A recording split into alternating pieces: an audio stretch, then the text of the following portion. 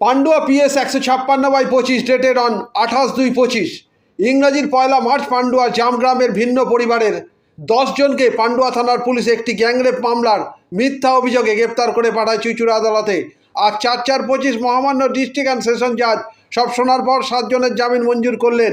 এই ব্যাপারে কি বলছেন আইনজীবী চন্দন চক্রবর্তী ও পরিবারের লোকেরা শুনবো। চুঁচুড়া থেকে প্রবীণ ঘোষালের রিপোর্ট। 28/2/2025 তারিখে এফআইআর স্টার্ট করে 10 জনের বিরুদ্ধে এবং 10 জনকে গ্রেপ্তার করে চুঁচুড়া আদালতে প্রেরণ করেন।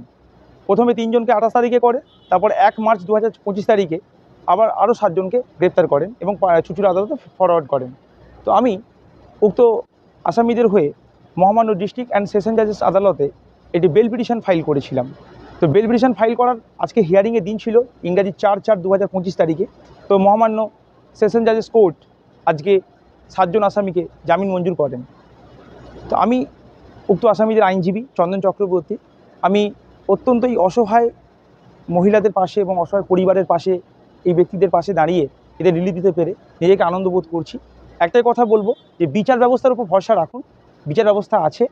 গ্রাম পান্ডুয়া থানায় অঞ্চলে আমাদের 10 জন ছেলেকে মিথ্যা অভিযোগে, ধর্ষণ অভিযোগে অ্যারেস্ট করা হয়েছিল।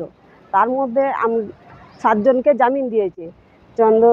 উকিল হচ্ছে চন্দন চক্রবর্তী আইনজীবী। হ্যাঁ, আমরা খুশি, ওনার কাছে আমরা কৃতজ্ঞ রইলাম। আমার নাম সুমিতা পাল। আমাদের পান্ডুয়া থানা পুলিশ আমাদের মিথ্যাভাবে আমাদের 10 জন পরিবারের ছেলেকে অ্যারেস্ট করে মিথ্যা কেসে সাজিয়ে, তার জন্যে আমাদের উকিলবাবু চন্দন চক্রবর্তী আমাদের পাশে দাঁড়িয়ে আমরা খুব কৃতজ্ঞত। কিংবা আমাদের 10 জন মধ্যে 7 জনকে জামিন করিয়ে দেয়। এতে আমাদের পরিবারের তরফ থেকে খুব খুশি।